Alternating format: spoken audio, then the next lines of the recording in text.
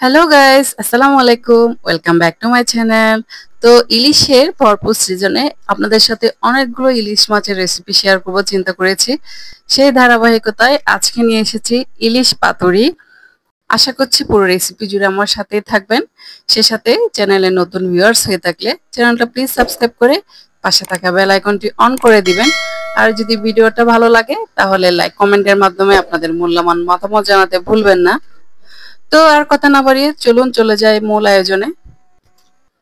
তো ইলিশ পাতুরি রান্নার জন্য আমার লাগবে হচ্ছে সরিষা। এ কারণে আমি হলুদ এবং কালো সরিষা ইউজ করেছি। চেষ্টা করবেন হলুদ সরিষাটা একটু বেশি পরিমাণে ইউজ করার জন্য। তুলনামূলকভাবে কালো সরিষাগুলো একটু ঝাঁঝালো হয় বেশি। সেজন্য হলুদ সরিষাটা একটু বেশি পরিমাণে ইউজ করবেন।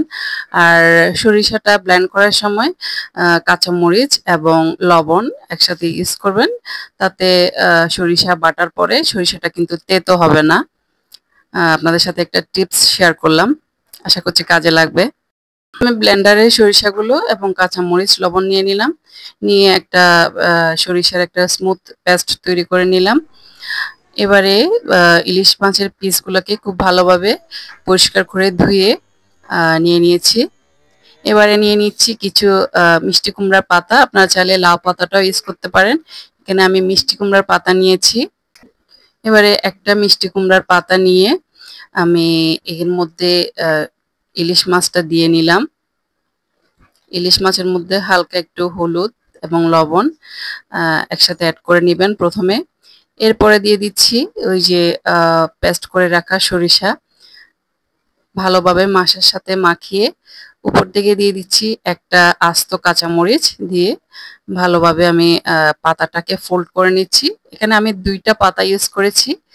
যে দেখুন, আপনারা আপনাদের পছন্দ মতো 2টা 3টা যতটা ইচ্ছা অ্যাড করতে পারেন। আমি আবারও আরেকটা দেখাচ্ছি।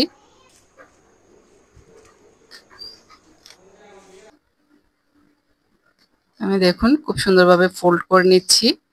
সবকটা মাছের সাথে আমি 2-3টা করে পাতা অ্যাড করে তারপরে মাছগুলোকে মুড়িয়ে নিয়েছি। এদিকে দেখুন আমি সবগুলা ইলিশের পাতুরিকে তৈরি করে নিলাম রান্নার জন্য। চুলায় একটা রান্নার প্যানে কয়েক টেবিল চামচ সরিষার তেল দিয়ে তারপরে একটা একটা করে পাতুরিগুলোকে আমি দিয়ে দিলাম। চেষ্টা করবেন সরিষার তেলটা ইউজ করার জন্য, তাতে ফ্লেভারটা অনেক ভালো আসে।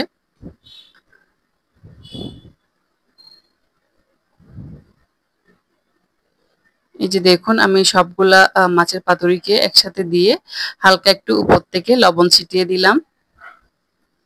আমি কিন্তু মাছের সাথেও লবণ অ্যাড করেছি, সেজন্য লবণটা একটু বুঝে দিবেন।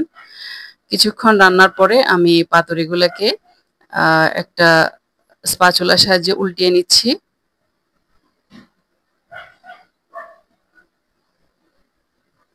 চুলার জালটা মিডিয়ামে থাকবে। এর কিছুক্ষণ পর পর আমি পাতুরিগুলোকে এভাবে স্প্যাচুলা দিয়ে উল্টিয়ে নিব।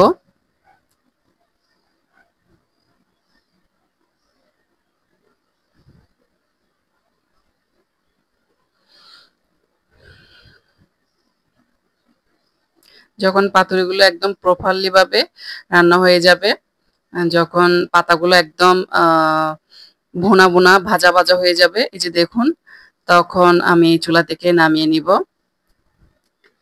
আমি একটা পাতুরি খুলে আপনাদেরকে দেখাচ্ছি মাছটা কেমন হয়েছে। এই যে দেখুন, ইলিশের সুস্বাদু পাতুরি গরম গরম ভাতের সাথে খেতে কিন্তু দুর্দান্ত। তো আজ এ পর্যন্ত, দেখা হবে অন্য আরেকদিন অন্য কোনো নতুন রেসিপির সাথে। ততক্ষণ পর্যন্ত আল্লাহ হাফেজ।